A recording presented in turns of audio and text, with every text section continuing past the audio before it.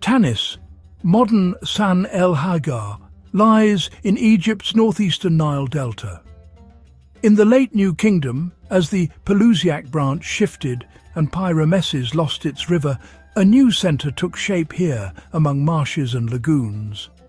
Quiet today, it once stood at a crossroads of channels and silt. In the 21st and 22nd dynasties, Tanis rose as a northern capital. The Amun triad, Amun, Mut and Khonsu, framed kingship and festival here. Royal presence gathered around temples and courts on higher ground. The great temple precinct grew within a vast enclosure, pylons, courts, obelisks. Many stones came from Ramesside monuments at Pyrameses, brought north when harbours changed. Reuse was pragmatic policy, established forms serving a new place. Canals tied the precinct to a river port and the port to delta and sea. Grain, timber, oils and fine wares moved by boat. Levees and quays shaped the shoreline. Prosperity followed the water. Beyond the walls, urban life is clear in traces, workshops, ovens and lanes. Potters fired Nile clay. Metalworkers shaped gold and silver. Fishermen kept the canals.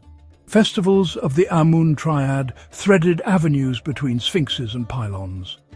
At Tanis, sacred stone was set again with purpose. Older names beside newer cartouches. What seems patchwork reads as continuity. Authority renewed in familiar granite. Beneath the sand, floors and walls built up in layers, a careful eye can read. Delta silt can both conceal and preserve. Wood, cordage and basketry survive in the damp. Yet the same shifting channels could quiet harbours and streets. As water moved, fortunes moved with it. Even so, Tanis endured, reconfigured rather than erased. Among columns and obelisks, a clear grammar appears: reuse, renewal, remembrance. Each block holds a prior life and a new role. In the north, Tanis answered Egypt's southern heartlands, a partner in cult and state. Here, faith and policy met in stone, and the ground kept a crowded archive. The quiet is only on the surface. As scholars sift that record, Tanis returns to view, its temples, streets and kings. Ahead lies the account of royal burials found here, art, ritual and power preserved. From these sands, a northern necropolis will speak.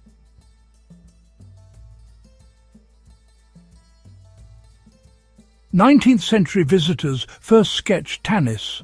Auguste Mariette noting mounds and blocks, then Flinders Petrie measuring walls and cataloguing inscriptions.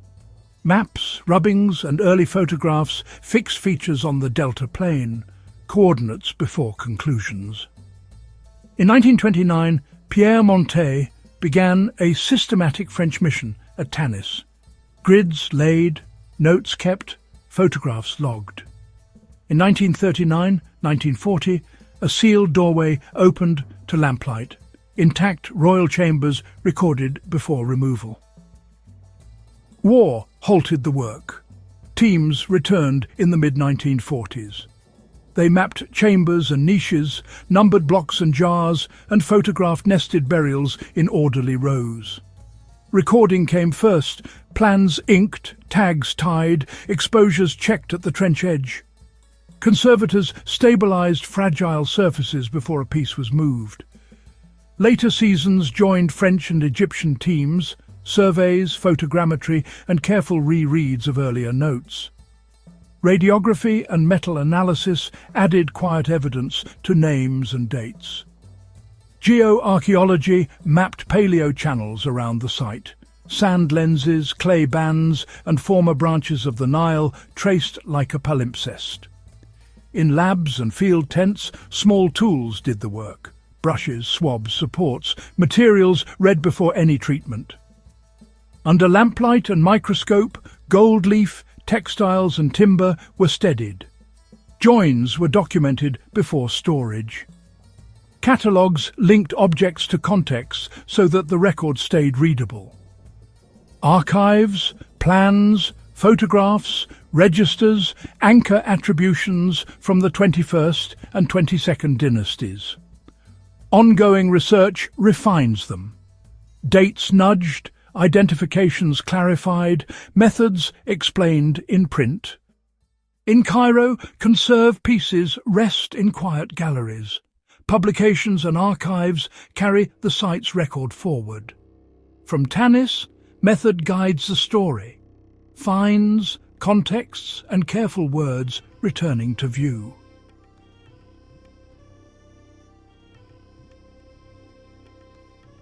The great temple precinct of Amun at Tanis stands wide to the sky. Massive enclosure walls, pylons, and open courts still trace the plan. Stone frames empty space. The scale remains legible in light and wind. Sunlit passes reveal long axes, gateways, forecourts, and processional space arranged in sequence. From above, the enclosure reads clearly against the delta plain. Standing pieces punctuate the courts, obelisks, colossal statues, and sphinxes. Many are Ramesside works brought here and set anew. Bases and plinths show re-erection, old stone on new footings, alignments adjusted to fit the precinct. Reuse is visible, measured, deliberate. Scattered architectural blocks lie in ranks. Column drums, lintels, and fragments with crisp cartouches. Mixed origins can be read on their faces, older royal names carried into a later plan. Doorway elements rest in secondary positions, jambs and thresholds reused as fill or boundary. The masonry tells the sequence of moves. Beyond the sacred enclosure, low mud-brick mounds outline streets and courtyards, urban traces held by sand. Kiln platforms and work areas sit near the temple edge. Paths thread between brick rises. Eroded corners mark rooms and lanes. At the margins, canal and harbour edges meet the plain. Berms, cuts and waterlines still visible. The delta landscape frames the site, reeds, shallow channels and shifting silt. Ruins and waterways share one horizon. In windswept courts, inscriptions catch and release light, hieroglyphs read by the sun's angle. Surfaces speak plainly where they stand. Details resolve on cartouches and recut figures. Old chisels, new lines, the eye follows joins and tool marks across time. The ruins function as an open archive. Blocks ordered on pads, paths between notes of stone. Observation precedes conclusion. Here, legacy is visible in place. Reuse, renewal, remembrance set in quiet stone. We turn toward legacy and light. At Tanis, a royal necropolis came to light. Tombs of Psusennes I, Amenemope, and Shoshenq II, with material linked to Takalot I and others. Sealed chambers, careful notes, and measured work made their story legible. Psusennes I rested within nested coffins, his gold funerary mask and silver inner coffins beside him. Silver scarce in Egypt, associated with cool lunar light. Necklaces, pectorals, amulets and inlays lay as priests had placed them. Around the king stood ranks of shabti figures. Canopic jars observed. Heart scarabs, bead net shrouds and faience rosettes formed ordered layers, the arrangement left by ritual hands. Delta damp preserved reeds, cord, wood and linen, even as it tarnished silver and softened copper alloys. Conservators proceed slowly, radiographs and notes first, swabs, shims and supports after, stabilizing joins and lifting salts. Chemistry and imaging guide the hand. Today, the finds are seen chiefly in Cairo, the Egyptian Museum and the National Museum of Egyptian Civilization. Ongoing cataloguing and analysis continue to refine dates and attributions. Quiet updates that sharpen context. Digital models and archives stitch scattered blocks. Drones and satellites trace paleo-channels that frame interpretation. Provenance and open records keep the ledger clear, while teaching passes the method on. Measure, draw, compare. Under gallery lamps, gold burns steady, silver breathes cool. Faience and linen hold a soft light. Legacy here is method and memory. What we preserve is understanding. The mask watches, quiet and constant.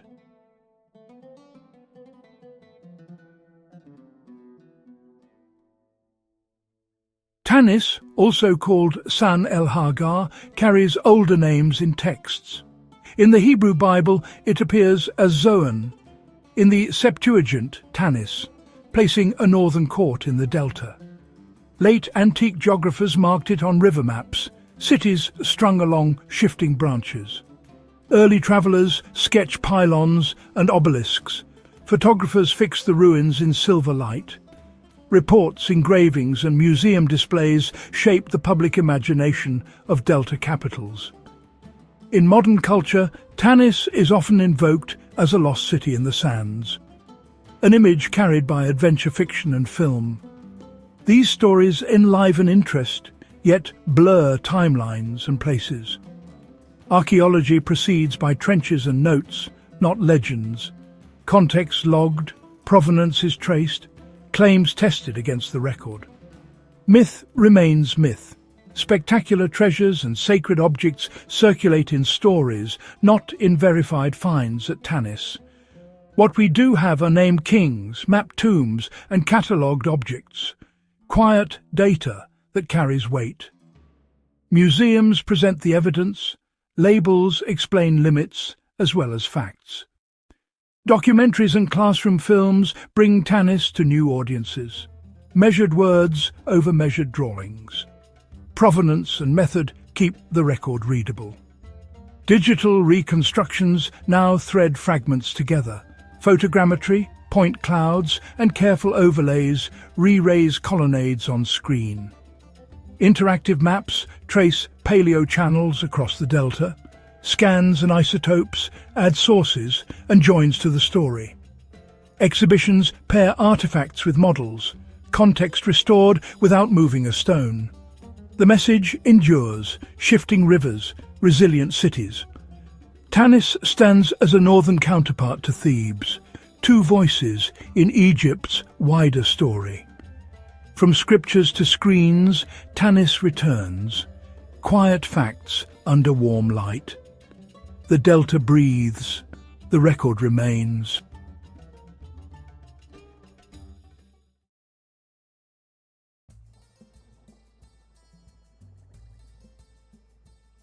The Nile, a river that flows north, bringing life to a desert. For thousands of years it shaped Egypt, its floods both awe-inspiring and essential.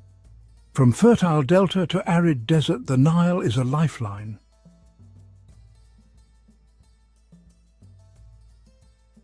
The Nile's bounty allowed for the development of one of the world's first civilizations.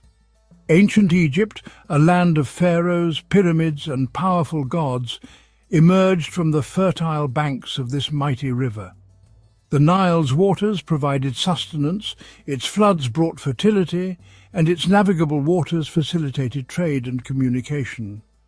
This allowed for the growth of cities, the development of complex social structures, and the flourishing of art, science, and religion. The ancient Egyptians lived in harmony with the river's rhythm, adapting their lives to its ebb and flow.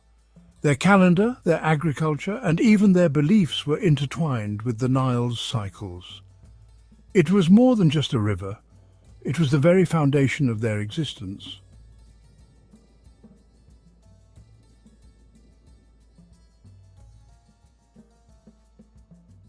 To the ancient Egyptians, the Nile was not merely a river, it was a divine entity, a god whose benevolence sustained their very existence. They called him Hapi, the god of the annual flood, depicted as a benevolent figure with a large belly and pendulous breasts, symbolizing fertility and abundance. Temples were erected in his honor, and elaborate rituals were performed to appease him and ensure the timely arrival of the annual flood. Offerings of food, flowers, and precious metals were made, and hymns were sung praising his life-giving waters. The pharaoh, considered the divine ruler and intermediary between the gods and the people, played a crucial role in these rituals. His connection to the divine was believed to influence the Nile's favor, ensuring the prosperity of the land and its people. The Nile's annual flood cycle dictated life in ancient Egypt. It marked the start of the agricultural year. Egyptians created a calendar based on its 3 seasons. Akhet, the inundation season, was a time of celebration. The Nile's silt renewed the land's vitality. Pere, the growing season, followed. Shemu, the harvest season, marked abundance and gratitude.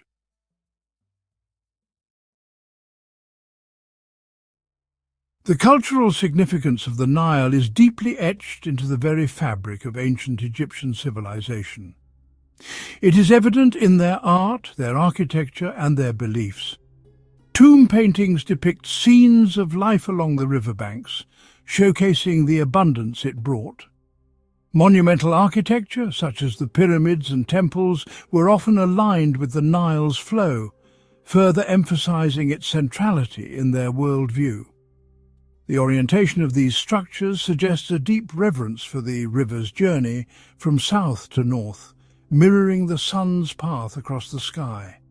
The Nile's influence extended even to the afterlife. The Egyptians believed that the soul, after death, journeyed westward across the Nile, mirroring the sun's journey into the underworld. This belief is reflected in the layout of tombs and the placement of funerary goods. The ancient Egyptians wove intricate myths to explain the Nile's floods. One such myth tells of Isis and her beloved Osiris. Osiris, murdered by his brother Set, was dismembered.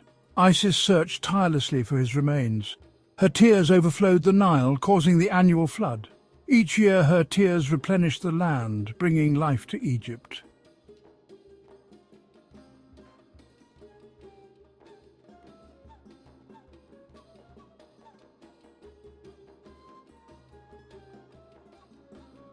Another legend tells of Sekhmet, the fierce lion goddess of war and healing, and her role in the Nile's floods.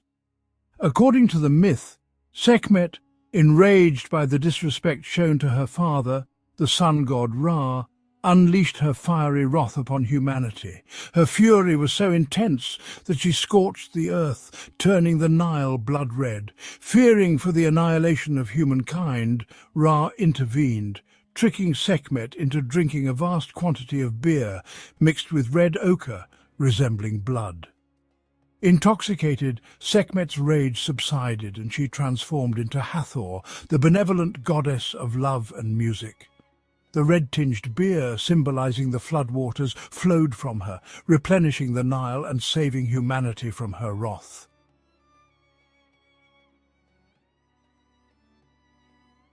The Nile's significance transcended the earthly realm, playing a crucial role in the Egyptian afterlife beliefs.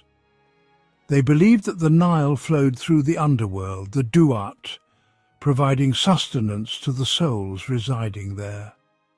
The deceased, embarking on their perilous journey through the underworld, relied on the Nile's waters for sustenance and guidance. Funerary texts, such as the Book of the Dead, contain spells and hymns meant to ensure safe passage across the celestial Nile. The Nile, in this context, represented not only physical sustenance but also spiritual renewal and rebirth. Just as it brought life to the land of Egypt, it also nourished the souls in the afterlife, ensuring their continued existence in the realm beyond death.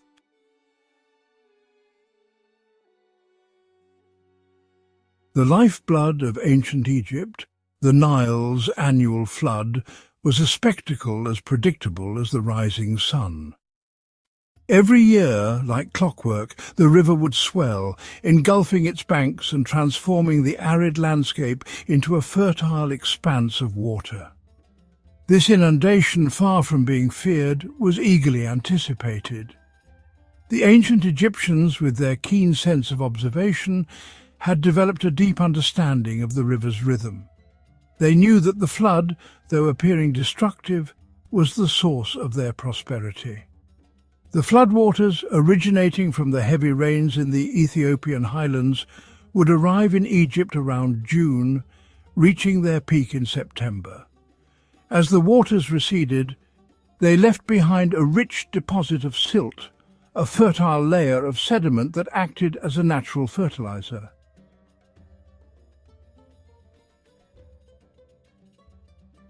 The ancient Egyptians recognized the source of their bounty, referring to the southern lands as Taseti, meaning the land of the bow.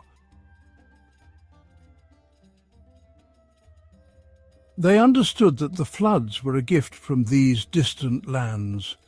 Expeditions were sent south to explore the river's origins, seeking to understand the forces that governed its flow. These journeys, though fraught with peril, provided valuable knowledge about the Nile's tributaries and the annual rainfall patterns that dictated the flood's intensity. The Egyptians developed sophisticated systems to measure the Nile's rise and fall, constructing nilometers, graduated stone structures placed within the river or nearby wells. These structures allowed them to predict the height of the flood and anticipate the year's harvest.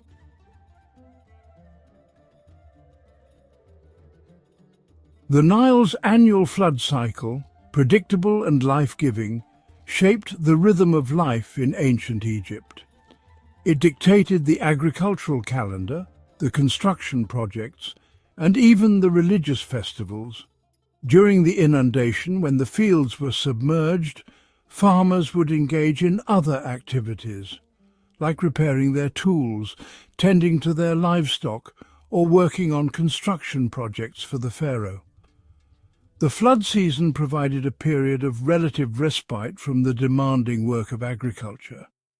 As the floodwaters receded, the land, rejuvenated by the rich silt deposits, was ready for planting. Farmers would sow their crops, anticipating a bountiful harvest in the months to come. The success of their harvest depended on the Nile's generosity, a testament to their symbiotic relationship with the river.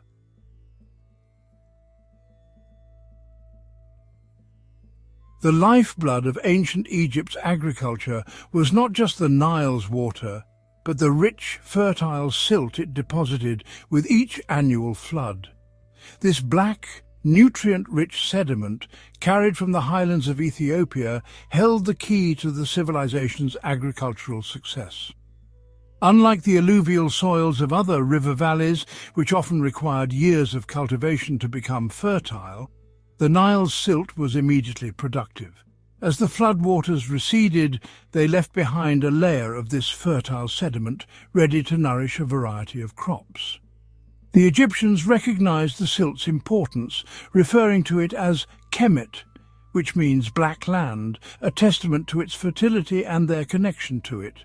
This black soil stood in stark contrast to the Deshret, the red land of the surrounding desert, highlighting its life-giving properties.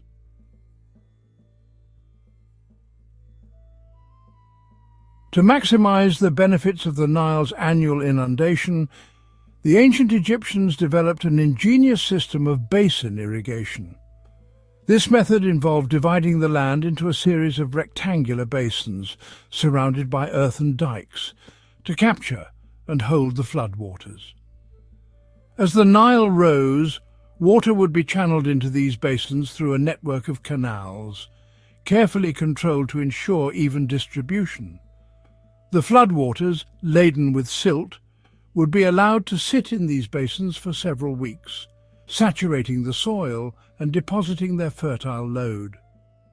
Once the floodwaters receded, the basins, now filled with moist, fertile soil, were ready for planting. Farmers would sow a variety of crops, including barley, wheat, flax, and vegetables. taking advantage of the naturally irrigated and fertilized land.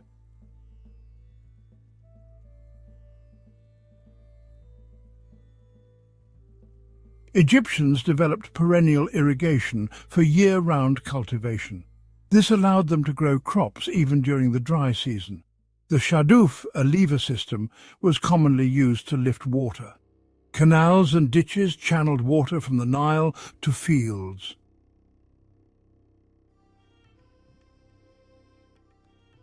These ingenious irrigation techniques, coupled with the fertile Nile silt, allowed the ancient Egyptians to cultivate a diverse range of crops, sustaining a large population and contributing to the civilization's prosperity.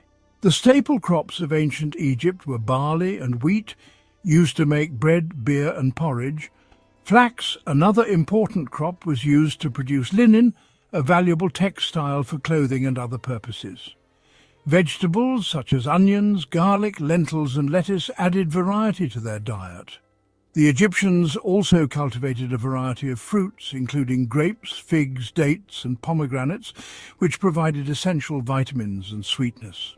These fruits, often depicted in tomb paintings and offerings to the gods, were highly valued and considered symbols of abundance and prosperity.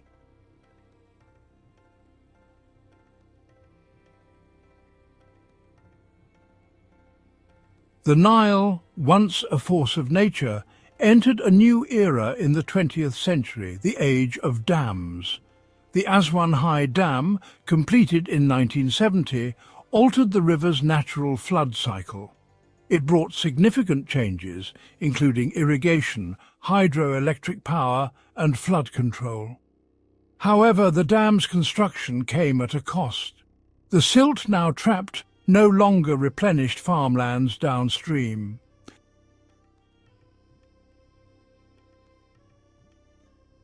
The end of the natural flood cycle brought about a new set of challenges. The once fertile soils, deprived of the annual silt deposits, became increasingly saline and less productive over time. The absence of the flood's natural flushing action led to the build-up of salts in the soil, impacting crop yields.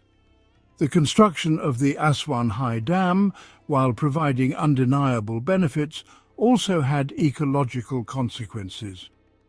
The Nile Delta, once a vibrant ecosystem nourished by the annual influx of nutrients, began to erode, deprived of the silt that once replenished its shores.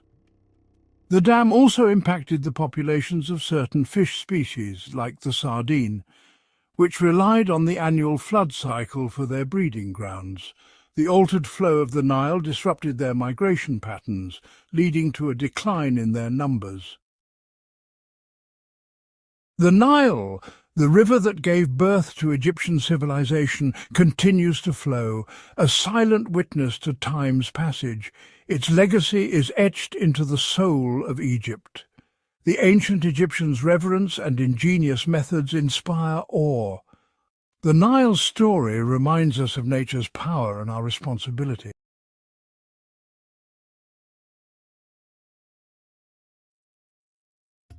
There are certain figures in the history of science whose work provides the very foundation. Carl Richard Lepsius was such a man. Born in the year 1810 and living until 1884.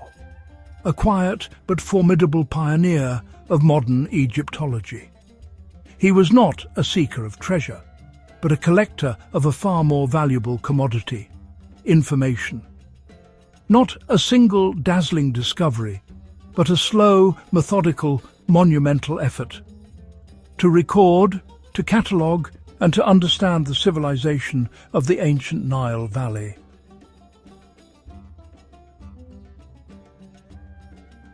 Carl Richard Lepsius was born on the 23rd of December 1810 in Naumburg an der Saale, a town in what is now Germany. His upbringing was one steeped in intellectual curiosity, his father being a classical scholar who undoubtedly nurtured his son's academic inclinations from a young age. This early environment set the course for his life's work. He pursued a rigorous education, delving into classical philology, archaeology, linguistics. He studied at Leipzig, Göttingen, Berlin. He mastered Latin, Greek. His interests expanded to Sanskrit and early Semitic languages. He went to Paris. He studied under Jean-Antoine Letronne. He gained access to Champollion's papers and teachings. That exposure sparked his interest in Egyptology. He immersed himself in ancient Egyptian language study, learned hieroglyphs, learned later cursive forms, and learned Coptic.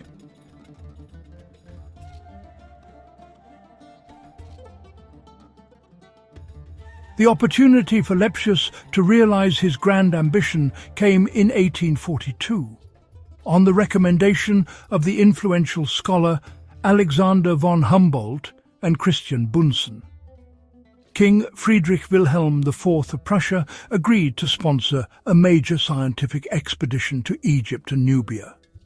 Lepsius, at the age of just 31, was appointed to lead it. This was not a simple tour, but a comprehensive state-funded project with clear scientific objectives. The primary goal was to systematically survey, record, and collect artifacts and information from monuments along the Nile Valley, to effectively create a paper museum of ancient Egypt for scholars across Europe. The team Lepsius assembled showed the breadth of his vision. Scholars, professional artists, draftsmen, architects, and a mold maker. Key members included Ernst Weidenbach and Johann Jakob Frey. They carried the best scientific instruments of the day, surveying tools, cameras, lucida, and vast quantities of paper and ink for making squeezes. Work began in late 1842 and lasted nearly 3 years, until 1845. A slow, methodical progression southwards along the Nile, from the Memphite necropolis through Middle Egypt to the grand temples of Thebes. The team pushed beyond Egypt into Nubia, reaching the Khartoum area and the pyramids and temples of Meroe.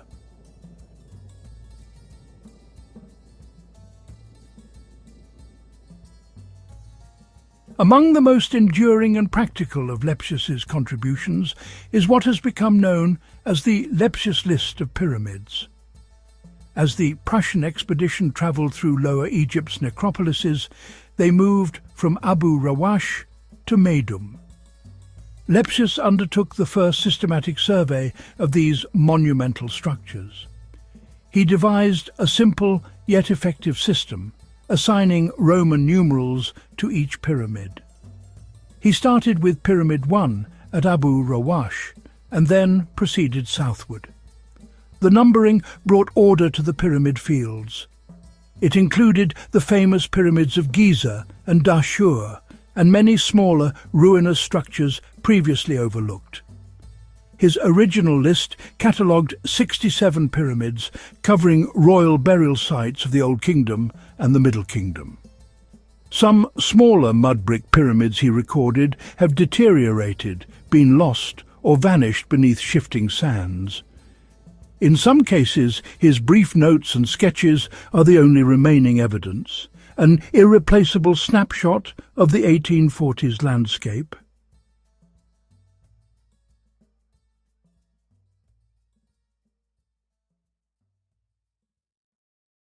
Beyond his archaeological work, Lepsius made a profound and lasting contribution to linguistics, a quiet architecture of letters that would shape how scholars heard and rendered the world's voices. He recognized a fundamental problem. There was no consistent scientific method for transcribing the sounds of unwritten or ancient languages, especially those across Africa and Asia. Scholars improvised, accuracy suffered, meaning shifted. European alphabets were ill-equipped to capture many unfamiliar sounds. Guttural, emphatic, tonal. The symbols were few, the phonemes many, the fit imperfect. To solve this, Lepsius produced his standard alphabet for reducing unwritten languages and foreign graphic systems to a uniform orthography in European letters. On its pages, he set out a disciplined scheme, first published in German in 1855, then in English in 1863. Its core principle was simple and exacting: one symbol for every distinct sound. He kept the Latin alphabet as a base and expanded it with diacritical marks, dots, lines, hooks, placed above, below, and through letters to fix fine shades of speech. The alphabet was no armchair theory. It grew from practical necessity in the Prussian expedition. In the field, measuring, mapping, copying inscriptions, making squeezes, reliable notation was as vital as a compass. It was meant to be universal, equally capable of transcribing ancient Egyptian, Coptic, Meroitic, Old Nubian and contemporary African languages, a single orthographic key for many doors. Lepsius consulted missionaries and linguists worldwide to refine the system, aiming for a single, unified tool that served science, education, and religious translation with equal fidelity. Precision first, doctrine nowhere. In classrooms, in scripture translations, and in scholarly notes, his alphabet offered clarity where guesswork once stood. It gave voices a stable script and made comparison, teaching, and faithful reading possible across continents. The most tangible and magnificent result of the Prussian expedition was the monumental publication that followed it. Denkmäler aus Ägypten und Äthiopien, Lepsius's magnum opus. Published in 12 immense volumes between 1849 and 1859, it was of unprecedented scale and detail. A work conceived not as a souvenir, but as a scientific edifice. It contained nearly 900 large-format lithographic plates, each a precise window onto Egypt and Nubia. The plates reproduced thousands of drawings, maps and measured plans made by the expedition's artists and architects. Draftsmanship turned into durable record. Grand panoramas, detailed architectural elevations and tomb layouts, and vast corpora of inscriptions were set out with unwavering clarity. Organized geographically, north to south, the Denkmäler follows the Nile's course. Accompanying text volumes add commentary and context. For many remote Nubian sites and lesser visited temples, these were the first accurate, complete recordings, and they remain valuable today. Such fidelity demanded years of careful editing and costly production, massive fold-outs and the latest lithographic techniques to capture every line. The publication cemented Lepsius's reputation and stood as a testament to Prussian scientific achievement, a foundational corpus for the 19th century and beyond.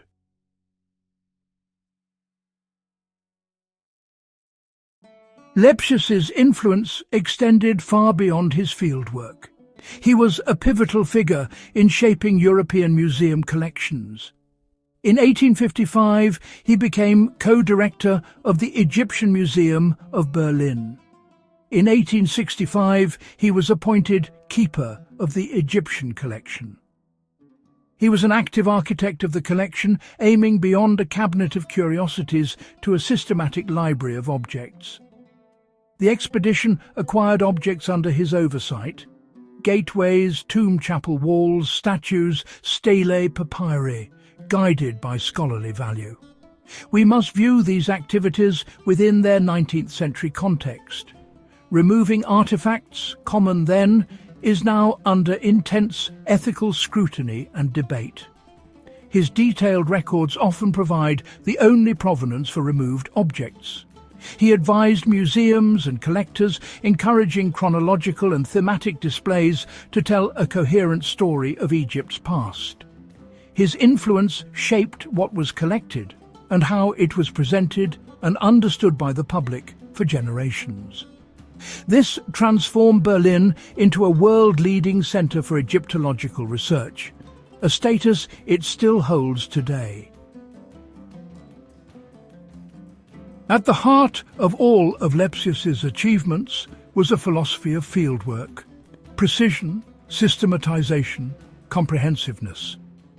When he arrived in Egypt, the prevailing approach was often hurried exploration, focused on finding spectacular objects or clearing tombs as quickly as possible.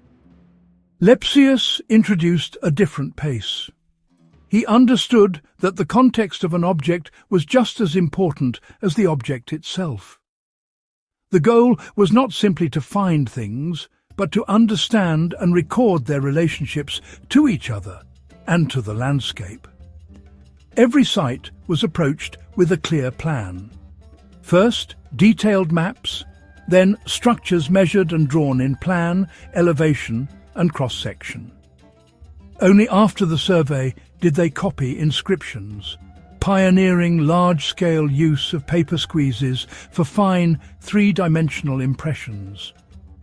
Lightweight to transport, squeezes captured detail beyond drawing. In Berlin, they yielded exact plaster casts for study. The legacy of Carl Richard Lepsius is not contained within a single discovery, but woven into the methods and foundational texts of Egyptology. After the expedition, he remained a dominant force through extensive academic work and teaching, his influence living on in pages, plans, and practice. As a professor at the University of Berlin, he trained a new generation of Egyptologists, instilling rigorous philological accuracy and methodical research practices. His student, Georg Ebers, became a leading scholar. His student, Adolf Ehrmann, became a leading scholar. Before photography, precise lithographs were the closest thing to being on site. Even after, the drawings clarified faint or damaged reliefs. He worked to reconcile king lists with monument evidence. His Königsbuch der alten Ägypter in 1858 sought a reliable pharaonic chronology. Many conclusions were refined. He was a man of his era, and some interpretations have been superseded. Yet his systematic weighing of sources shaped future chronology. From field notes to printed plates, his method bridged observation and record. Still, the robustness of his data keeps his work useful. Modern scholars return to his drawings, maps, and list of pyramids to re-examine evidence. His greatest legacy, not just answers, but the raw material for new questions and new answers. Carl Richard Lepsius passed away in 1884, leaving behind a field he had irrevocably professionalized. Egyptology reshaped from romantic adventure into a structured academic discipline. His career was a testament to systematic work, patient observation, and unflinching accuracy. Measured drawings, careful notes, context before spectacle, precision that turned exploration into scholarship. He was not a seeker of gold, but a cartographer of history, mapping not only the geography of the Nile Valley, but the landscape of its ancient civilization. When an archaeologist uncovers a new tomb in Saqqara, they will likely consult the Lepsius list to see if he noted any structure there. When a linguist studies a difficult passage, they may turn to the plates for a clearer copy of the inscription. His work serves as a fixed point in time, a snapshot before modern tourism, pollution, and urban expansion. And every student who maps a site or copies an inscription follows in his footsteps. He established a blueprint for scientific fieldwork that new technologies refine but do not replace. Lepsius gave the world a map of stone and script, proving that thousands of careful facts can reveal a civilization's grand story.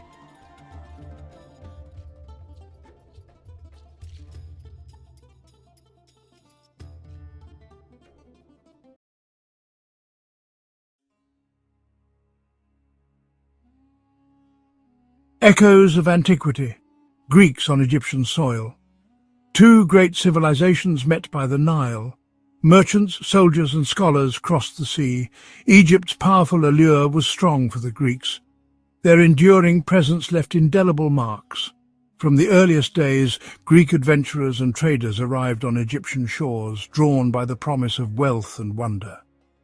They mingled with pharaohs and priests, leaving behind stories etched in stone and papyrus. As centuries passed, the Greeks became more than visitors. They became part of Egypt's living tapestry. Alexandria rose as a beacon of Hellenistic culture, where knowledge flourished and worlds converged. Through conquest, commerce and curiosity, the Greeks shaped Egypt, and were shaped by it in return. Their odyssey on Egyptian soil would echo through the ages, from antiquity to the Ottoman era, weaving a legacy of connection and transformation.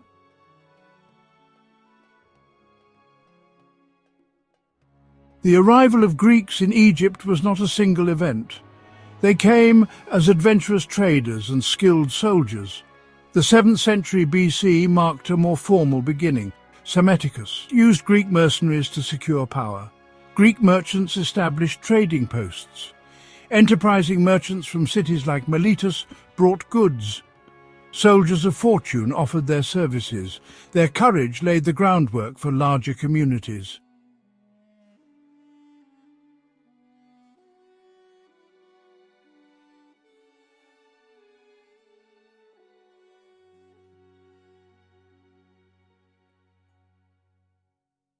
Life for the early Greek settlers in Egypt was a unique blend. They maintained their Hellenic identity. Temples were built to Apollo, Hera and Aphrodite. They formed close-knit communities for mutual support. Interaction with the local Egyptian population was inevitable. Some degree of cultural blending took place. Greek mercenaries played a visible role. Their presence often contributed to political stability.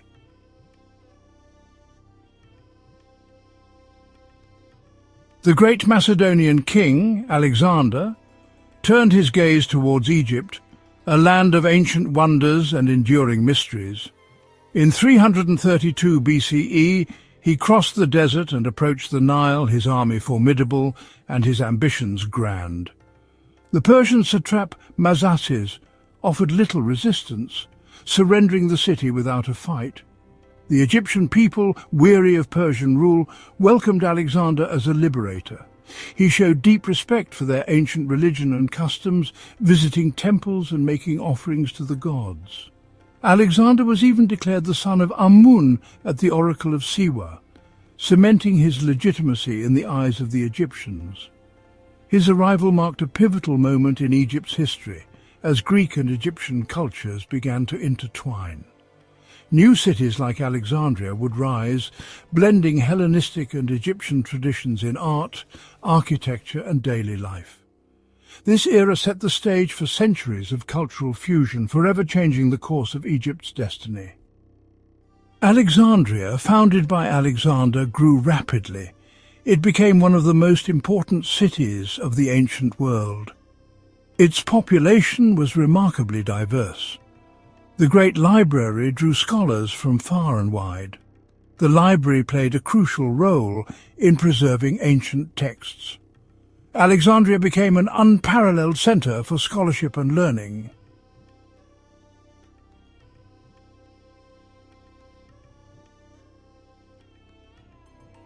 The final years of the Ptolemaic dynasty were marked by turmoil. Cleopatra fought to keep Egypt free. The Battle of Actium sealed Egypt's fate. Octavian defeated Antony and Cleopatra. Cleopatra chose death over Roman subjugation. Egypt became a Roman province, marking a monumental turning point.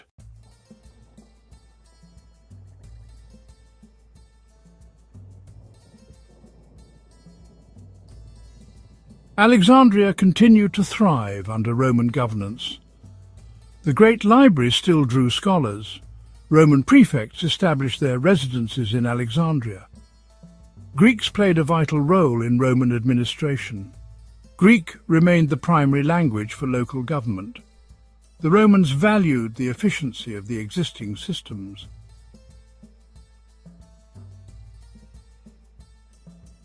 A new chapter unfolded with the formal division of the Roman Empire. This occurred in the year 395 AD, splitting the empire into west and east. Egypt became a crucial province of the Eastern Roman Empire. This eastern realm is more commonly known to historians as the Byzantine Empire. Its magnificent capital city was Constantinople, the new Rome on the Bosphorus. Egypt continued to hold immense importance for its Byzantine rulers. It reliably supplied essential grain to Constantinople and considerable tax revenues.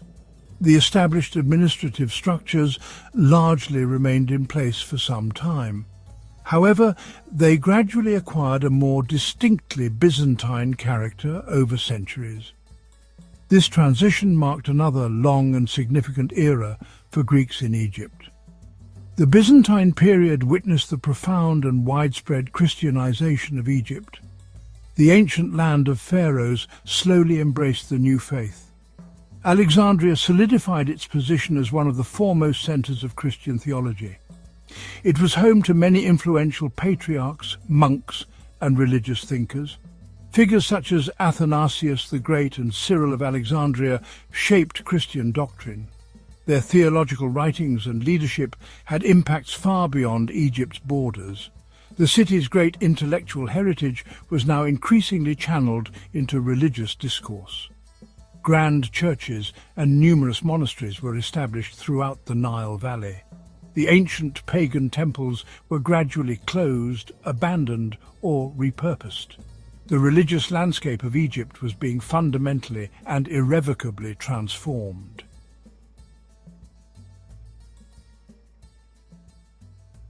The winds of change swept across Egypt in the 7th century AD. Armies carrying the banner of Islam arrived from the Arabian Peninsula. Byzantine rule began to crumble. The conquest, led by Amr ibn al-As, was swift. Many Egyptians were weary of Byzantine control. They faced heavy taxation and religious persecution. The arrival of the Arabs marked a profound shift. A new political and religious order was established.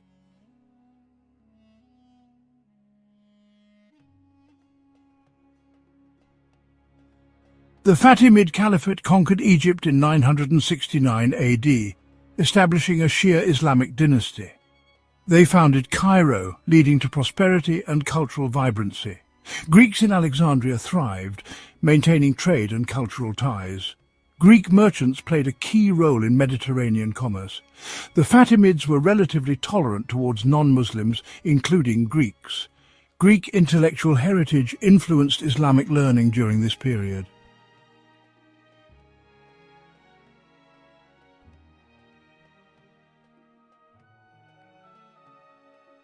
The Mamluk Sultanate rose to power in Egypt in 1250 AD.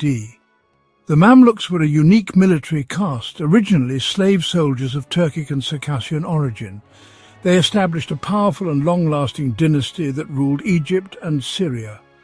Their reign was characterized by impressive military achievements and monumental architecture. However, it was also a period of frequent internal power struggles. The environment for non-Muslim communities under the Mamluks could be variable. At times they enjoyed relative peace and protection, adhering to dhimmi regulations. At other times they faced stricter enforcement of discriminatory laws or persecution. This often depended on the disposition of the ruling sultan or political pressures. The Greek communities had to adapt to these fluctuating conditions. Despite the challenges, Greek communities in Egypt demonstrated remarkable resilience. Their numbers may have fluctuated, but their presence endured. A key institution for the Greeks was the Greek Orthodox Patriarchate of Alexandria. This ancient religious body continued to function throughout the Mamluk period. It provided spiritual leadership and a focal point for Greek Orthodox identity. Monasteries, such as the famous St. Catherine's Monastery in Sinai, though under Mamluk protection, not directly in Egypt proper, preserved Greek traditions. Within their communities, Greeks strove to maintain their language, customs, and faith. This sense of continuity was vital for their survival as a distinct group. They passed down their heritage through generations, often in challenging circumstances.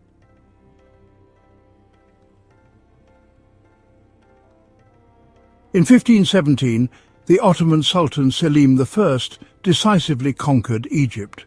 This momentous event brought an end to the Mamluk Sultanate. Egypt was incorporated into the vast and powerful Ottoman Empire.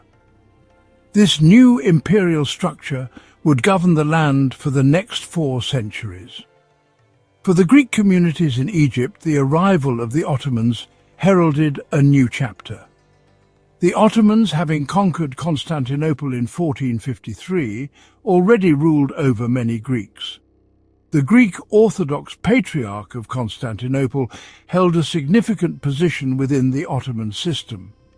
This existing framework influenced how Greeks in Egypt were administered. Initially, the transition brought changes to the ruling elite and administrative hierarchies.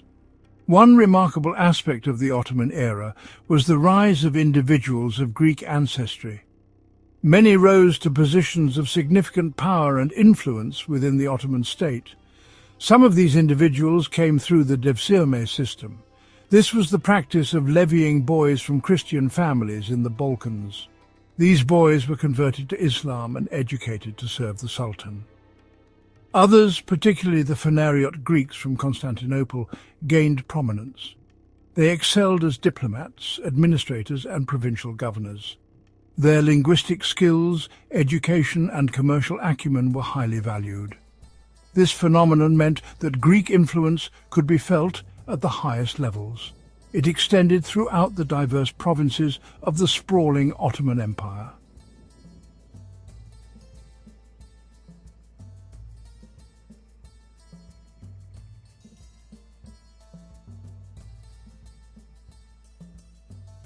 The long and captivating odyssey of Greeks in Egypt has unfolded before us. It is a narrative stretching across millennia, a testament to enduring human connection. From the earliest intrepid traders and curious philosophers who sought Egyptian shores, to the mighty Ptolemaic kings who ruled as pharaohs, blending Greek and Egyptian ways. Their presence was a constant thread woven into the rich fabric of Egyptian history. They adapted and persevered through the Roman, Byzantine, Islamic, and Ottoman eras. Each period presented new challenges and unique opportunities for interaction. The story is not merely of conquest or settlement, but of deep mutual influence. This interaction shaped the destiny of both great civilizations in profound ways. The Nile witnessed a remarkable and sustained encounter between two powerful cultures. The cultural imprint of Hellenism upon the land of Egypt was truly significant. Alexandria, the city born of Alexander's vision, stands as its most radiant symbol. Its legendary library and museum became beacons of knowledge for the ancient world. They attracted scholars and thinkers, preserving and expanding human understanding. Greek language, art, philosophy, and administrative practices spread throughout the region. These elements became deeply embedded, particularly in urban centers and governmental structures. Even as empires rose and fell, this Hellenistic legacy continued to resonate powerfully. It formed a crucial layer in Egypt's complex and multifaceted cultural identity. The intellectual achievements of this era have echoed down through the centuries. Egypt became a vital crucible where Greek thought met ancient African wisdom. Conversely, the ancient land of Egypt profoundly shaped the Greeks themselves. Living amidst the monumental grandeur and deep-rooted traditions of the Nile Valley was transformative. Greek settlers, soldiers and rulers were inevitably influenced by their surroundings. They encountered religious practices and artistic motifs unlike their own. This led to fascinating instances of cultural syncretism, a blending of beliefs and styles. The creation of deities like Serapis, revered by both Greeks and Egyptians, is a prime example. Egyptian themes appeared in Greek art, and Greek architects designed within Egyptian landscapes. The experience of governing such a vast and ancient land also altered Greek perspectives. It broadened their worldview and contributed to the cosmopolitan nature of Hellenistic culture. This reciprocal exchange enriched both societies in countless, often subtle ways.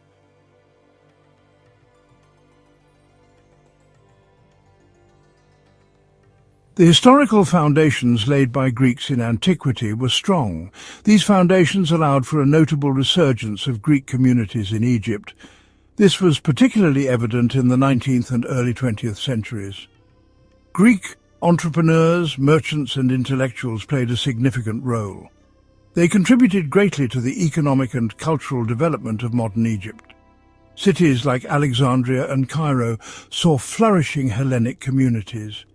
Their impact on commerce, industry and the arts was substantial.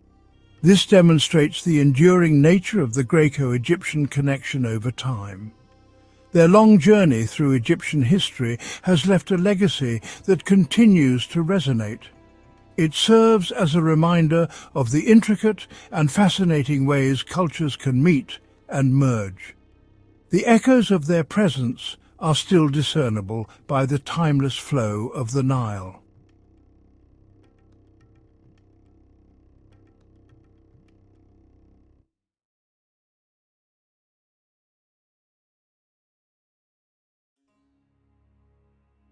In the vast and sun-scorched landscape of Upper Egypt, across the timeless waters of the Nile from the modern city of Luxor, lies a testament to one man's monumental ambition. Here, on the Theban necropolis, stands the ruin of a temple so grand, so colossal in its conception, that it was designed to last for an eternity. This is the Ramesseum, the great mortuary temple of Pharaoh Ramses II. Known to the ancient Egyptians as the House of a Million Years of Usamatre Setepenre, that unites with Thebes the city and the domain of Amun, it was more than just a place of worship. It was a declaration of power, a symbol of divine kingship, and a machine for ensuring the pharaoh's eternal life and legacy among the gods. Today, what remains of the Ramesseum is a hauntingly beautiful skeleton of its former self, a sprawling complex of fallen columns, shattered statues and weathered walls. Yet even in its state of decay, the sheer scale of the site is breathtaking, leaving visitors to wonder at the incredible engineering and artistic skill of its creators. The temple was not built in isolation. It was part of a sacred landscape dedicated to the afterlife, surrounded by the tombs of queens and nobles in the Valley of the Queens and the Valley of the Nobles. Its purpose was to serve the cult of the deified Ramses II, ensuring that his name and his deeds would be remembered and celebrated for all time. The name Ramesseum itself is a modern one, coined by the French Egyptologist Jean-François Champollion. Before Champollion, Greek visitors like the historian Diodorus Siculus referred to it as the tomb of Ozymandias. This connection would later inspire one of the most famous poems in the English language. The temple complex was a bustling hub of activity. It included vast granaries, workshops, and a well-regarded library or scriptorium. The Ramesseum was a city in miniature, dedicated to sustaining the memory of one of history's most powerful rulers. The location of the Ramesseum on the west bank of the Nile at Thebes was no accident. For the ancient Egyptians, the west was the land of the setting sun, the realm of the dead, and the gateway to the afterlife. It was from here that his spirit would rise each morning with the sun, god Ra, reborn and rejuvenated to traverse the heavens. Ramses II, often called Ramses the Great, understood the power of propaganda and architecture like no other. Ascending to the throne around 1279 BC, he reigned for an astonishing 66 years. He was a warrior king, a prolific builder, and a master of self-promotion. The Ramesseum was perhaps his most personal project.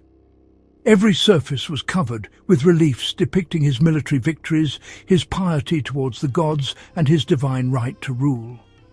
The temple's primary function was to facilitate the royal mortuary cult. Daily rituals were performed by a dedicated priesthood to honor the deified Ramesses. These ceremonies were essential for maintaining cosmic order. Mayat. Join us as we step into the world of Ramesses the Great and unveil the mysteries of his lost temple, the magnificent Ramesseum. The construction of the Ramesseum was an undertaking of epic proportions, a project that required immense resources, meticulous planning, and an army of skilled artisans and labourers. The chief architect, Penri, and his team would have first created detailed plans on papyrus scrolls, mapping out every pylon, courtyard, and column with mathematical precision. The builders then had to contend with the chosen site on the floodplain of the Nile. To prevent the temple from being inundated, the entire structure had to be built on a massive raised stone platform. Quarrying the vast quantities of sandstone from Gebel el-Silsila and transporting massive blocks of granite from Aswan was a logistical masterpiece. The entire construction process was a symphony of human effort, all orchestrated to realize the pharaoh's grand blueprint for eternal life and everlasting glory.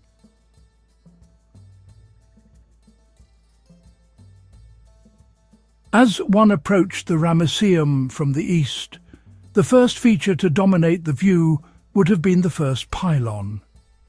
Its outer face was covered in magnificent reliefs depicting Ramesses II's military prowess. Beyond the first pylon lay the first courtyard. This smaller palace, attached directly to the temple, allowed the pharaoh to reside within his own sacred complex during important religious festivals. The most dramatic feature of this courtyard was undoubtedly the shattered remains of a colossal statue. Carved from a single block of Aswan granite, it is estimated to have stood over 17 meters tall. This was the famous Ozymandias that inspired Percy Bysshe Shelley's poem. Passing through the second pylon, one enters the second courtyard. Osiride statue columns, Ramesses II as Osiris. These statues show the pharaoh deified and resurrected. Visitors ascend a short flight of stairs and enter the great hypostyle hall, a forest of stone, 48 massive papyrus-formed columns, shafts of ethereal light across the central aisle. Reliefs covered every surface. The reliefs form a stone encyclopedia of ritual. The hall acted as a transitional sacred zone between the semi-public courtyards and the utter holiness of the sanctuary beyond. Beyond the hall, smaller, intimate chambers, astronomical room, sanctuary at the westernmost end of the axis. The cult statue of the deified Ramesses was housed here, receiving daily offerings, at the very heart of his eternal home. To understand the magnificent obsession behind the Ramesseum, we must first meet its maker, Ramesses II. Groomed from youth by his father, Seti I, he was appointed Prince Regent as a teenager, learning the arts of statecraft, war and ceremony at the very heart of power. When Seti died, around 1279 BC, Ramesses ascended the throne with boundless energy and towering ambition. His purpose was unmistakable: to eclipse the achievements of all who came before him, to bind his name to eternity, and to fuse royal power with divine favor in stone, ritual, and memory. The defining crucible of his reign was the Battle of Kadesh. In relief and inscription, Ramesses stands alone in his chariot, the god Amun at his side, turning the tide by courage and divine aid. From these scenes of thunder and dust, the narrative flows into stone, his true, enduring victory. As master builder, he filled Egypt with works on a colossal scale: pylons and courtyards, avenues of statues, hypostyle halls, dense as forests. At the Ramesseum, architecture became a proclamation. The landscape itself enlisted to broadcast the pharaoh's might, piety, and rightful rule. In his temples, Ramesses appears among the gods as their equal, a living embodiment of divine kingship. Beside him, his principal wife, Nefertari, the most beautiful of them all, was elevated as Hathor incarnate, sharing in the aura of sanctity and rule. Over the decades, his image multiplied, his deeds engraved, his cult sustained. He reigned for 66 years and lived beyond 90. To the ordinary Egyptian, he must have seemed immortal. And so, through ritual and stone, Ramesses the Great fashioned the illusion, and perhaps the experience, of eternity.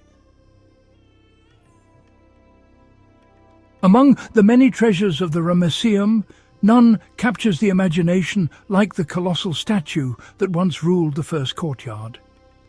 Now it lies in magnificent ruin, shattered limbs, fallen drums, and wind-worn features adrift in sun and dust.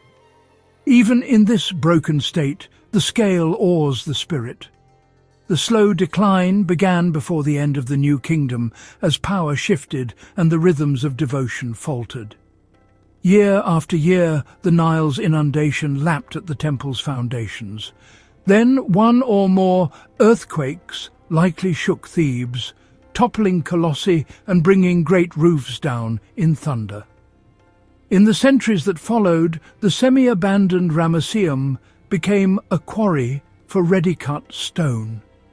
During the Coptic era, many reliefs were defaced, faces and gods chiselled away, leaving pitted walls that still bear the scars of changing faith. Rediscovery gathered pace in the late 18th and early 19th centuries. The strongman engineer Giovanni Belzoni came with a singular aim: to remove the colossal head of Ramesses. Its journey to London and arrival at the British Museum in 1818 caused a sensation and stirred the imagination of Percy Bysshe Shelley. His Ozymandias caught the irony perfectly: boastful words, a broken giant, and around it the boundless sands. Today, archaeologists return with science and care. Excavations have revealed granaries, bakeries and workshops, the infrastructure of a living cult complex. Drones map the plan from above. Photogrammetry and three-dimensional laser scanning render the temple as point clouds and precise meshes. In these digital models, architecture re-emerges and conservation finds its guide, so that what time has taken, knowledge may yet preserve.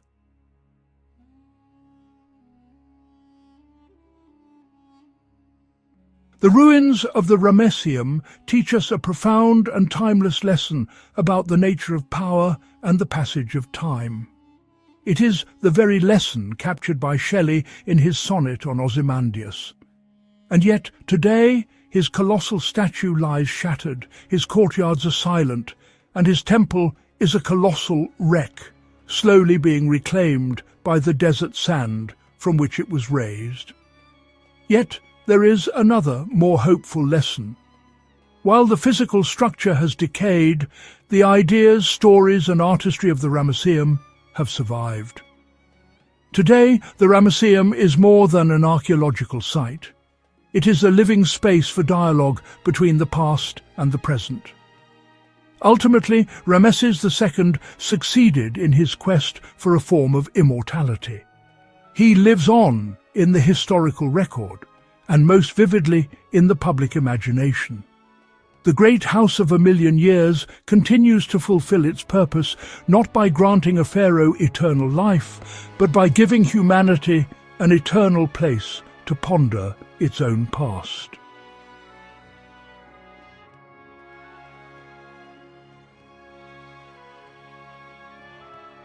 Today, the Ramesseum stands not only as a monument to ancient Egypt, but as a vital part of the UNESCO World Heritage Site known as Ancient Thebes, with its necropolis. This designation recognizes the outstanding universal value of the Ramesseum and its surrounding landscape, a testament to the achievements of one of the world's greatest civilizations.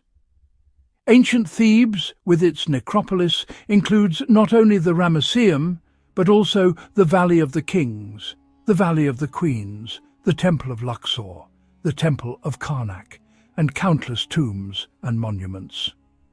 The global community's commitment to protect and preserve these treasures ensures that their stories, artistry, and mysteries will endure for generations to come. The Ramesseum stands as a beacon of humanity's shared heritage, a place where the echoes of the ancient world inspire wonder, reflection, and a sense of connection across time.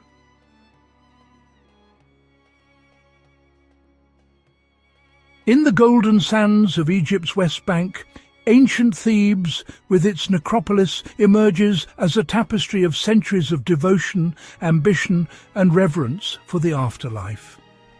Among its sprawling wonders, the Ramesseum rises as a central heartbeat, a monumental link between the living city and the sacred realm of the dead. Thebes was more than a city. It was the spiritual and political epicenter of ancient Egypt, a place where pharaohs sought to immortalize their names and secure their passage to eternity.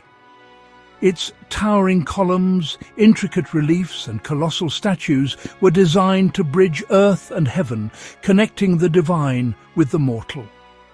Surrounded by the Valley of the Kings, the Valley of the Queens, and the temples of Luxor and Karnak, the Ramesseum's presence is both commanding and connective.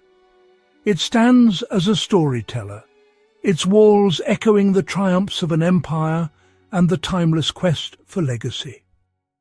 The temple's alignment with the landscape, its proximity to royal tombs, and its enduring artistry speak to its unique role, a guardian at the crossroads of history, culture, and spirituality. Today, as visitors wander through its silent halls, the Ramesseum invites us to reflect on the shared dreams and enduring mysteries of ancient Thebes. It reminds us that within the necropolis, every stone, inscription, and shadow is part of a greater whole, a living testament to humanity's eternal dialogue with the past. The Ramesseum is more than a relic. It is the vibrant heart of ancient Thebes, pulsing with stories that will inspire generations yet to come.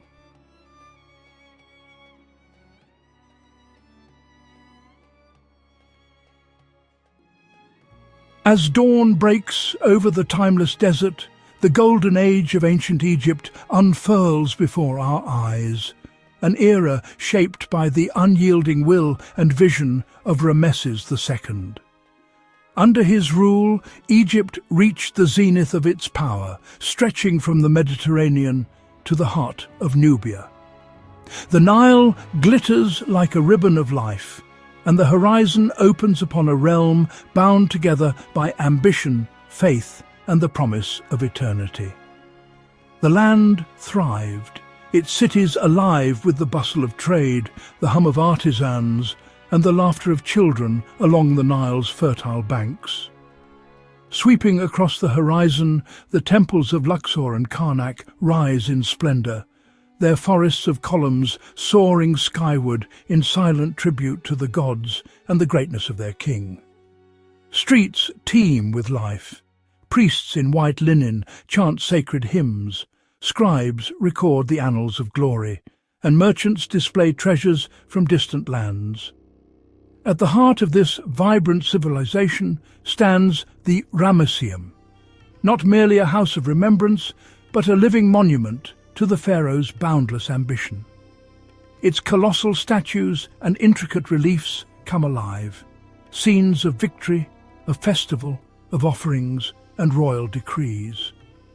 Here, Ramesses is immortalized not just as a conqueror, but as a patron of the arts, a builder of dreams, a leader whose vision shaped the destiny of nations. The Ramesseum's halls echo with the footsteps of priests, the prayers of supplicants, and the celebrations of a people united in hope and pride. It is a canvas upon which the Golden Age is painted, every stone a testament to triumph, every inscription a whisper of immortality. As we gaze upon the Ramesseum in its glory, we are reminded that this was more than a temple for the dead. It was a beacon for the living, a rallying point for a civilization at its height, and an enduring symbol of the timeless dialogue between mortals and the divine. In the shadow of its mighty pillars, the spirit of Ramesses II lingers still, inviting us to remember a time when Egypt was the world's beating heart, a time when a single man's legacy became the measure of eternity.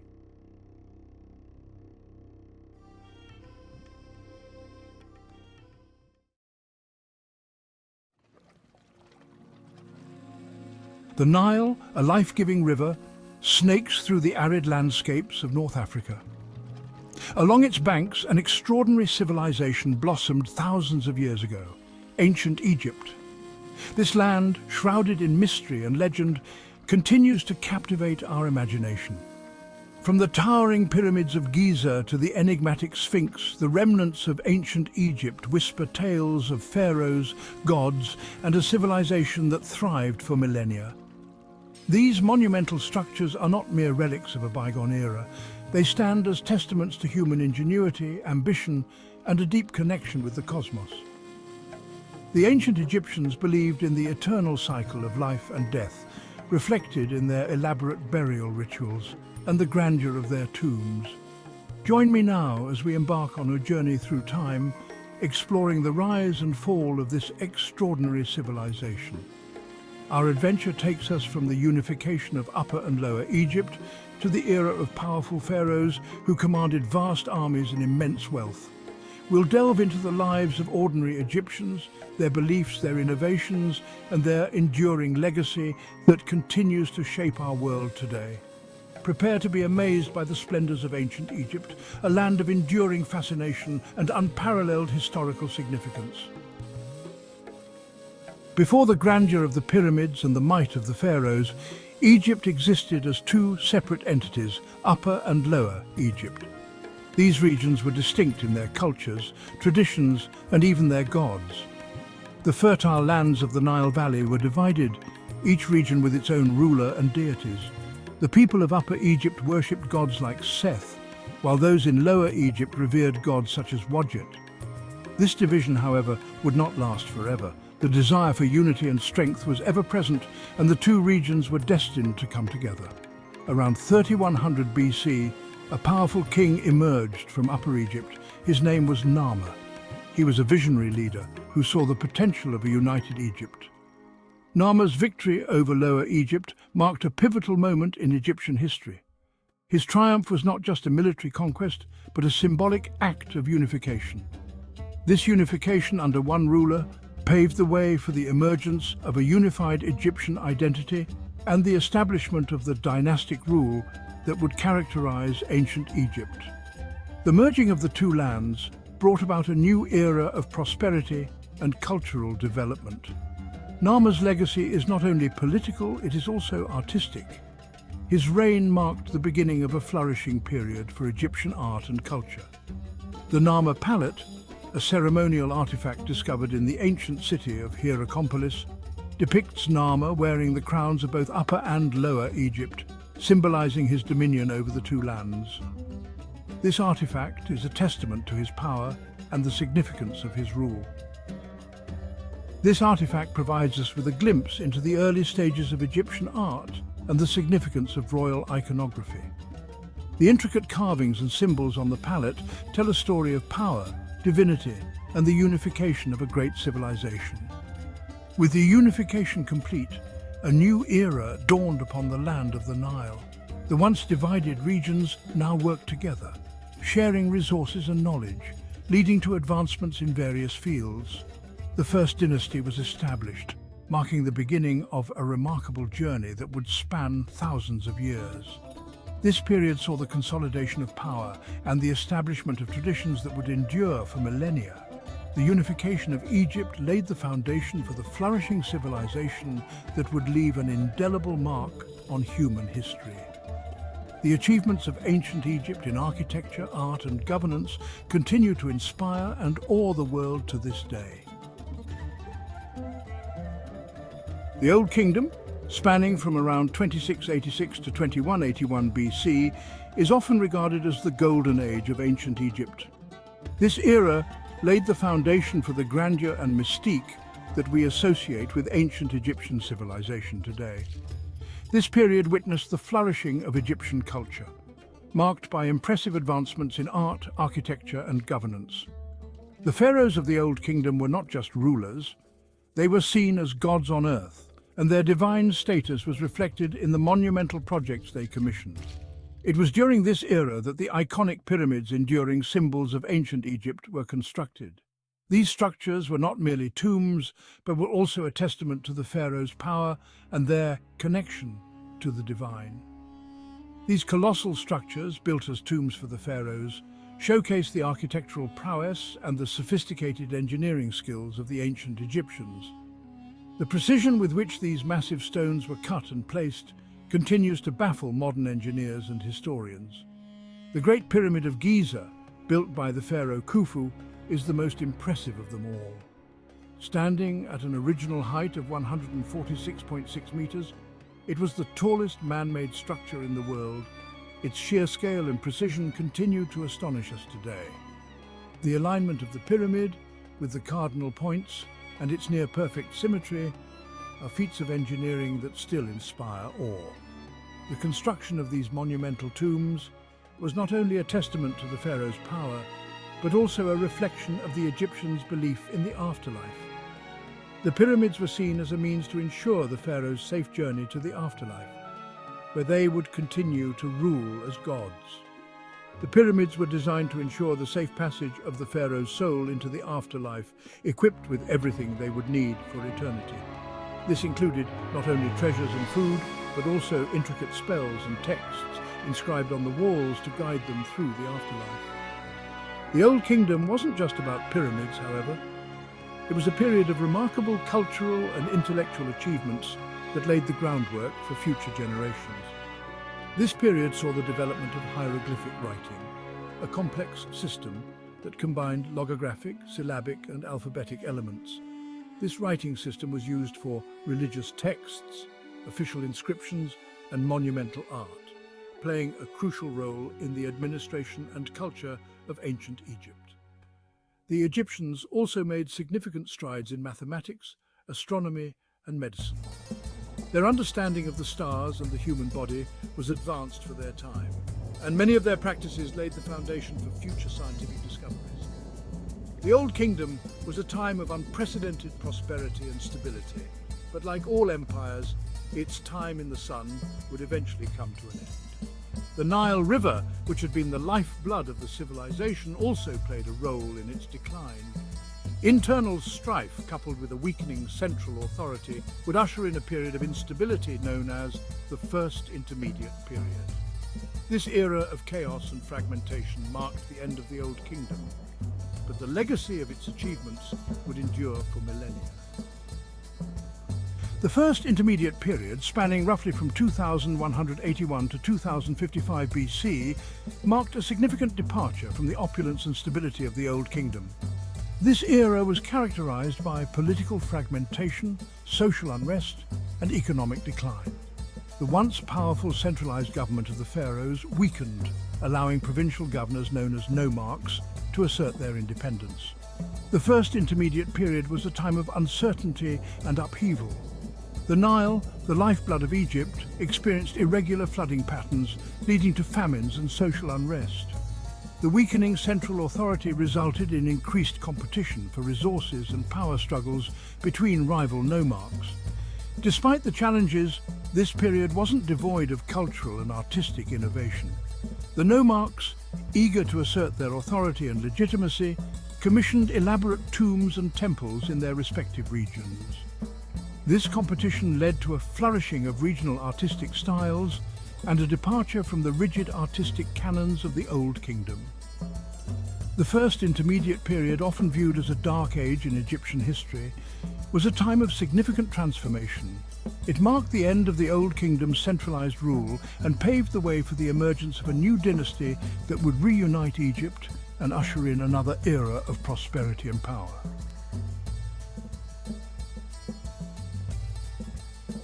Around 2055 BC, a new dynasty emerged from Thebes, a powerful city-state in Upper Egypt. This marked the beginning of a transformative era in Egyptian history.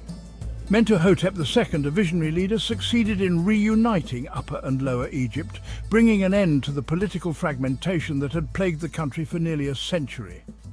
His leadership was instrumental in restoring the nation's unity. This reunification marked the beginning of the Middle Kingdom, a period characterized by renewed stability, expansion, and a flourishing of arts and culture. The Middle Kingdom is often considered a Renaissance period in ancient Egyptian history. Mentuhotep II's reign marked a return to strong central authority. He was not just a ruler, but a reformer who laid the foundation for future prosperity. He embarked on ambitious building projects, revitalized trade routes, and restored order throughout the land. These projects included the construction of temples, fortresses, and irrigation systems that boosted agricultural productivity. The Middle Kingdom pharaohs, learning from the mistakes of their predecessors, implemented administrative reforms to strengthen the central government and prevent future fragmentation. These reforms included the establishment of a more efficient bureaucracy and the appointment of loyal officials to key positions. The Middle Kingdom was not only a time of internal consolidation, it was also an era of expansion. Egyptian armies pushed the boundaries of the kingdom further than ever before. Egyptian influence reached southward into Nubia, a region rich in gold and other valuable resources. This expansion brought immense wealth and resources to Egypt, further solidifying its power. Trade flourished, bringing wealth and exotic goods from distant lands. Merchants traveled far and wide, establishing trade networks that connected Egypt with other great civilizations of the time. The Middle Kingdom, with its focus on stability, expansion, and administrative efficiency, laid the groundwork for the emergence of the New Kingdom, a period that would witness Egypt's transformation into a mighty empire.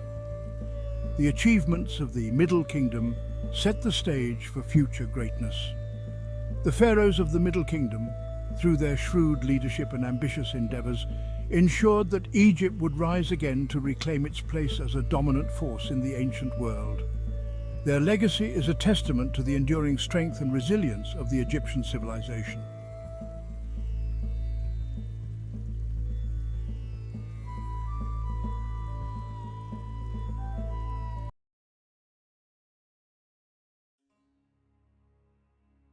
In Luxor, on the east bank of the Nile, stands the Karnak temple complex, the largest ancient religious site on Earth. For over 2,000 years, pharaohs and priests expanded this sacred city of temples, chapels, and obelisks, all dedicated to the Theban triad Amun-Re, Mut, and Khonsu. Entering Karnak is stepping into a world shaped by devotion and ambition. At its core lies the great hypostyle hall, an architectural marvel that feels built for giants. Imagine leaving the blazing sun for a forest of stone columns, their sheer size humbling all who enter. Sunlight filters from above, illuminating intricate carvings, pharaohs making offerings, scenes of battle and sacred rituals etched with astonishing skill. The hall's design evokes the primeval swamp of creation, with columns like papyrus stalks rising toward a star-painted ceiling. To walk here is to journey through creation itself, connecting the mortal and divine. The great hypostyle hall story is woven into the rise of Egypt's new kingdom, a time of power and architectural ambition. Construction began around 1290 BC under Seti I, though earlier rulers may have laid its foundations. Such projects spanned generations. Seti started the hall, but his son, Ramses II, completed most of the columns and decorations. Ramses II's cartouches and reliefs dominate the southern half, while later pharaohs added their own marks. The hall's layered history reflects Egypt's enduring devotion to Amun-Re and the temple's central role in state and religion. Building the hall was a slow, deliberate act, mirroring the lasting importance of Karnak itself.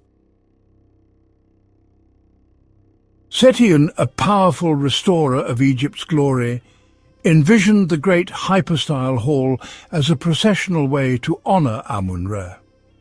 After Seti's death, Ramses II, one of history's most prolific builders, completed the hall, filling it with reliefs of his victories and devotion.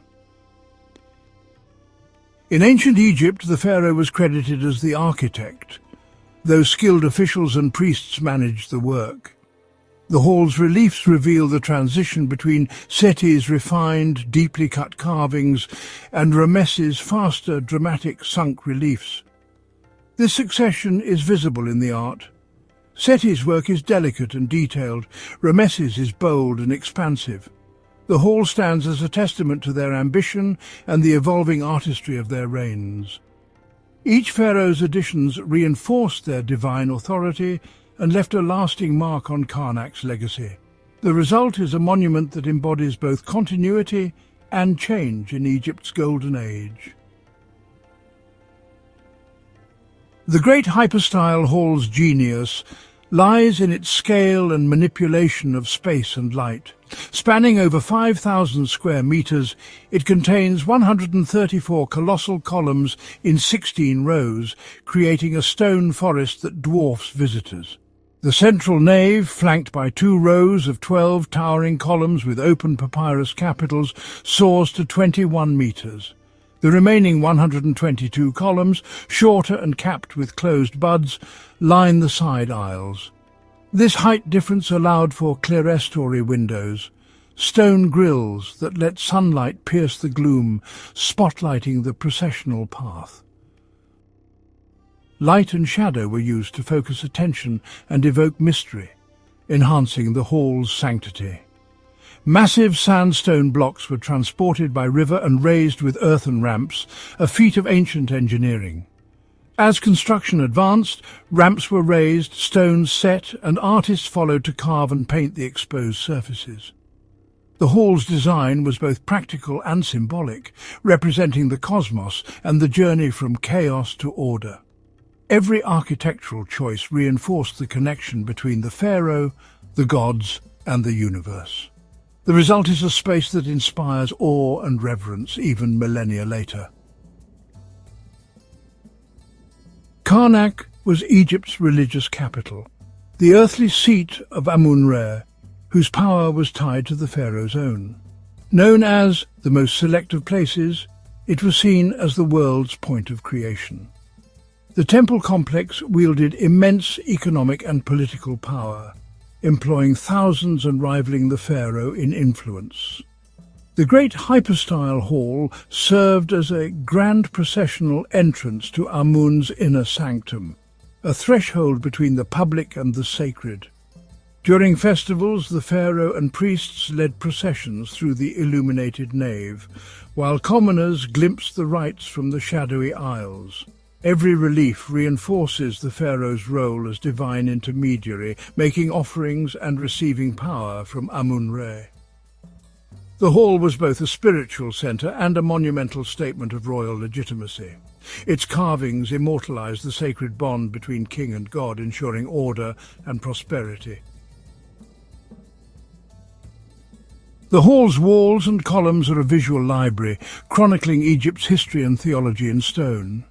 Reliefs depict Seti I's and Ramses II's military triumphs, chariots, captives, and the legendary Battle of Kadesh, serving as royal propaganda. Inside, religious scenes show pharaohs making offerings to Amun-Re, Mut, Khonsu, and other gods, repeated in rhythmic patterns. Hieroglyphic texts record titles, prayers, and even the world's earliest known peace treaty between Ramesses and the Hittites. These carvings document not just events, but the sacred duties of kingship, ensuring divine favour for eternity. The hall's inscriptions are a treasure trove for Egyptologists, revealing the rituals, politics, and diplomacy of the new kingdom. Every surface tells a story of war, worship, and the eternal quest for order. The hall's art is both a record and a ritual, perpetually enacting Egypt's cosmic drama. For millennia, the great hypostyle hall stood resilient, but in 1899, disaster struck. 11 massive columns on the northern side collapsed, their fall echoing across Karnak. The culprit centuries of Nile floods had weakened the sandstone foundations, while salt crystals from groundwater slowly crumbled the stone. A particularly high flood finally tipped the balance, toppling the columns. The collapse was a tragedy, but it sparked a new era of conservation. French engineer Georges Legrand led a pioneering restoration, numbering each fragment and rebuilding the columns on reinforced foundations. This meticulous work saved the hall and set standards for modern archaeological preservation. The restoration revealed the hall's vulnerabilities and its enduring strength. Today the hall stands as both a marvel of ancient engineering and a triumph of modern conservation. The hall holds secrets beyond its grandeur. Traces of ancient artists' red and black paint, revealing the creative process behind the carvings. Later graffiti, from Coptic crosses to 19th century travellers' names, tells of the hall's afterlife as a place of worship and wonder. The hall's alignment and clerestory windows allowed sunlight to mark solstices, integrating architecture with astronomy and ritual.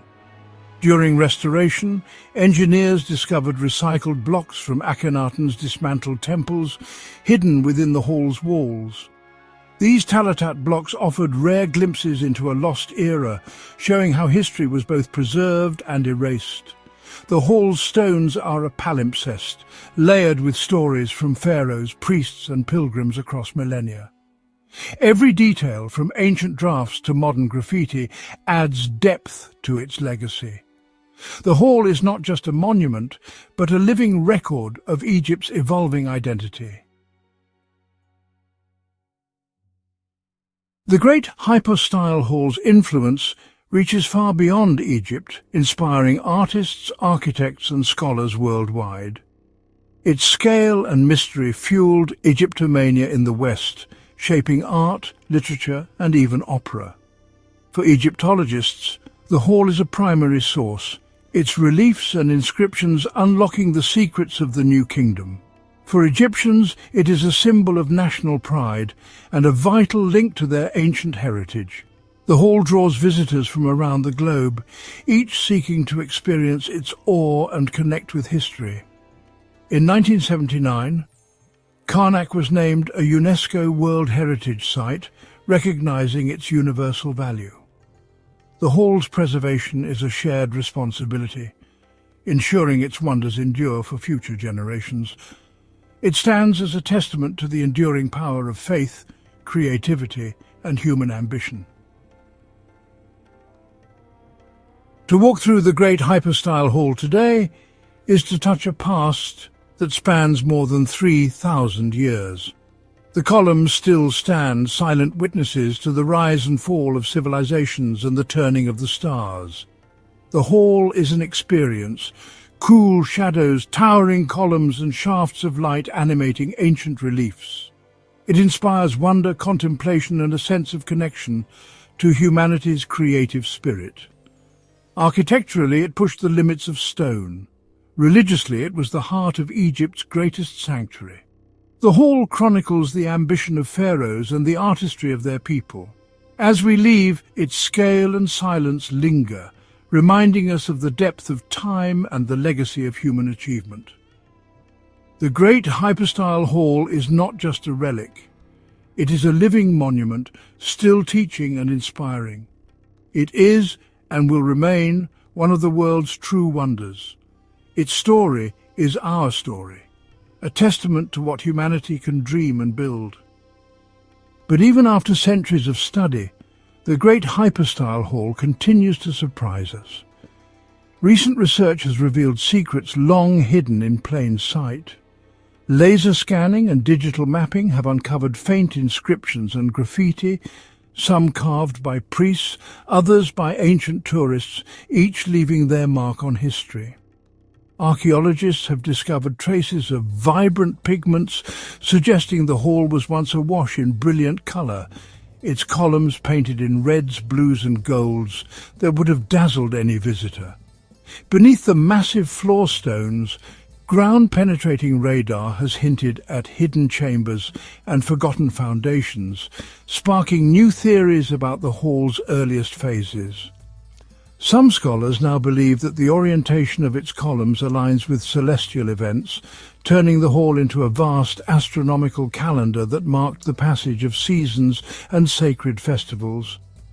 And while the hall was built for the gods, it also became a living canvas for generations of Egyptians, each era adding its own chapter, from pharaohs to commoners. Even today, conservationists and historians work in its shadow, piecing together lost stories and preserving its grandeur for the future. The great hypostyle hall is more than stone and legend. It is a place where ancient mysteries meet modern discovery, where every column still has a story to tell if you know where to look. As we journey deeper into the story of the great hypostyle hall, new wonders continue to emerge, reminding us that this ancient marvel still holds secrets waiting to be uncovered. Did you know that some of the colossal columns are inscribed with the names of pharaohs whose reigns lasted only months, yet their marks endure for millennia? Or that the hall's acoustics were deliberately engineered, amplifying chants and prayers so they resonated like the voice of the gods themselves? Recent studies using ultraviolet light have revealed ghostly images of ancient art, invisible to the naked eye.